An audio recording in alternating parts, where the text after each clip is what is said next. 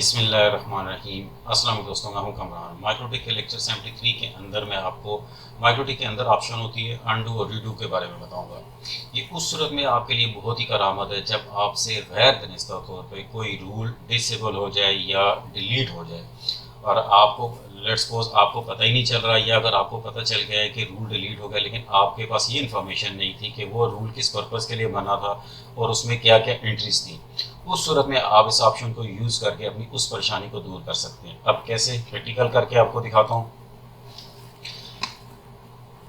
मैं इंटरफेसिस पे आ जाता हूँ।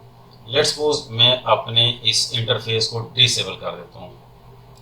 फोर को इसको मैं थोड़ा सा जूम कर लेता हूँ और इन तीन को मैं डिसेबल कर देता हूँ। ये 2, 3, 4 को मैंने डिसेबल कर दिया है। अब मैं आता हूँ यहाँ और फायरवॉल के अंदर मैं नेट के अंदर आके यहाँ से मैं आपको दिखा देता हूँ। मेरे दो मस्कुरेट के रूल बने हुए हैं। मैं एक रूल को सिलेक्ट करके इसको डिलीट कर देता हूँ और यहाँ से इसको छोटा कर लेते हैं इसको। अब मैं आता हूँ जूम करके यहाँ ऊपर, सबसे ऊपर सेशन के नीचे आप देख सकते हैं, ये आप यहाँ जब पॉइंटर लेके आएंगे तो अंडू और ये है रीडू। अब मैं अंडू पे क्लिक करता हूँ तो आप देखेंगे कि मेरा ये वाला रूल अपीयर हो गया। अब दोबारा मैं आता हूँ यहाँ अंडू पे तो मेरा ये वाला रूल अनेबल हो गया। दोबारा इस पर क्लिक करता हूँ तो ये वाला ईथर 3 अनेबल हो गया। दोबारा करता हूँ तो ईथर 4 हो गया। अब अगर दोबारा करेंगे तो वो आपको कुछ वर्जन्स में वो आपको फ़ौरन बता देगा कि अब आपके पास अंडू की और ऑप्शंस नहीं है। जितने आपने स्टेप्स किए थे वो सारे अंडू हो चुके हैं।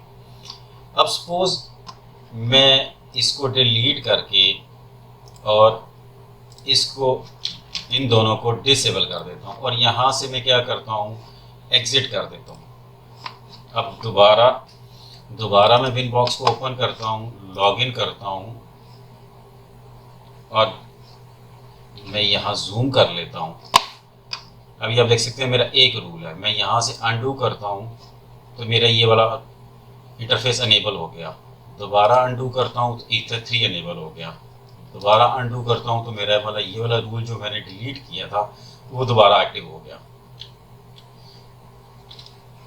अब अगर सपोज मैं इन रूल्स को डिसेबल करके इसको रीस्टार्ट कर देता हूँ।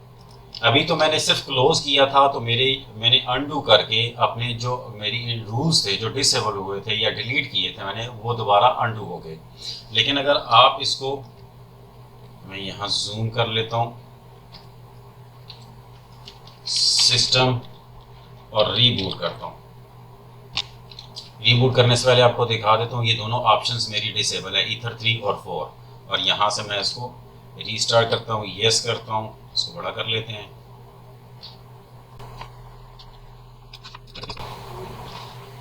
रीबूट होके आ गया। अब आप देख सकते हैं कि यहाँ ये दोनों मेरे ईथर 3 और 4 डिसेबल। अब अगर मैं अंडू करता हूँ तो यहाँ जूम करके आपको दिखाता हूँ, could not undo, nothing to undo. यानी कि आपने अगर अपने राउटर को रीस्टार्ट नहीं किया तो आपसे जो स्टेप्स हुए हैं बाय मिस्टेकनली तो आप उनको अंडू कर सकते हैं। अगर आपने रीस्टार्ट कर दिया तो फिर वो जो स्टेप्स आपने किए होंगे वो आपसे अंडू नहीं होंगे। होप आपको समझ आ गई होगी कि अंडू और रीडू आप किस पर्पज़ के लिए यूज़ कर सकते हैं। अंडू को आपको समझ आ गई होगी कि कब यूज़ किया जाता है और रीडू आप कब यूज़ कर सकते हैं। सपोज मैं इनको डिसेबल कर देता हूँ, इसको भी डिसेबल कर देता हूँ। अब मैं अंडू करता हूँ। अब मैं यहाँ से अंडू करता हूँ, ये आ गया। अब अगर मैं रीडू करूँगा तो ये दोबारा इसको डिसेबल कर देगा। समझ आ गई आपको कि अंडू एक स्टेप पीछे आपको रिवर्स लेके जाता है और रीडू आपने जो स्टेप किया होता है उसको वापस उसी पोजीशन पे ले जाता है।